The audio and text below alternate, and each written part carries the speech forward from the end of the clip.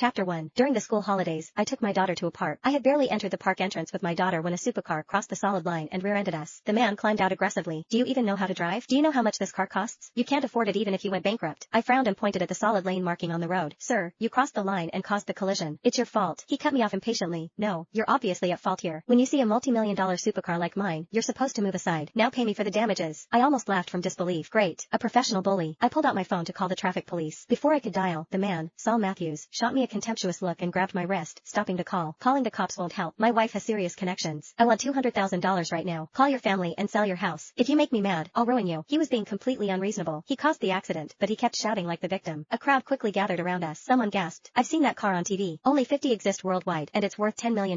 That's a real billionaire's ride. Another person shook his head. That guy driving the cheap electric car is finished. He'll lose everything paying for this. Someone else sighed sympathetically. People who can afford cars like that have unimaginable power. Even if they're wrong, they can twist it however they want. The praise only inflated Saul's ego further. You hear that? He said smugly. Be smart. Right now, it's only 200,000. If you drag this on. I suddenly interrupted him. Is this car yours? The moment I saw it, something felt off. Then, realization hit me. This was my mother's gift to me the year I became chairman of Milton Group. The last 4 digits of the license plate were my birthday. My wife, Hazel Bishop, had told me the engine failed and that she sent it to the dealership. We owned too many cars, most rarely driven, which was why I hadn't recognized it immediately. I had taken the electric car today just to stay low-key. Saul's expression darkened. What are you implying? My wife gave it to me. Of course, it's mine. He then seemed to remember something, and his face lit up with exaggerated pride. My wife is a big shot. She runs Milton Group, the biggest corporation in Harborview. You can't afford to offend her. My eyes narrowed. Milton Group? He lifted his chin arrogantly. Scared now? Call your family and pay up. Otherwise, I'll make sure you end up behind bars. At first, I thought I had misunderstood. Maybe the dealership staff had taken the car out without permission. But now, it was obvious. Hazel was cheating. Seeing me stay silent, Saul assumed I was intimidated and sneered again. I'm telling you, my wife is almost here. If you ruin our family outing today, she'll blacklist you from every industry. Doesn't matter what job you have. I let out a cold snort. You've got a big mouth. An older woman from the crowd stepped forward kindly. Young man, ordinary people like us can't fight families like that. Just chalk it up to bad luck. Apologize, and see if he'll accept less money. A faint, icy smile formed on my lips. Someone will be paying compensation today and lose everything doing that, I said calmly. But it won't be me. After all, stealing a $10 million supercar carried a pretty serious sentence. The woman sighed and shook her head. I tried to warn you, but you won't listen. Everyone in Harborview knows what Milton Group represents. Another bystander mocked me. So naive. Do you seriously think the world is fair? That pride of yours is gonna come back and bite you. Saul finally lost his patience, rage flashing across his face. You idiot. Guess we'll do this the hard way. Just wait until my wife gets here. You're finished. I lowered my gaze slightly, hiding the murderous intent rising inside me. She's coming, huh? Perfect. I wanted to ask Hazel myself why she would throw away a perfectly good life just to walk straight into disaster. Chapter 2. While Saul and I were still arguing, shouting suddenly erupted from inside my car. A 9-year-old boy darted out and ran to Saul, holding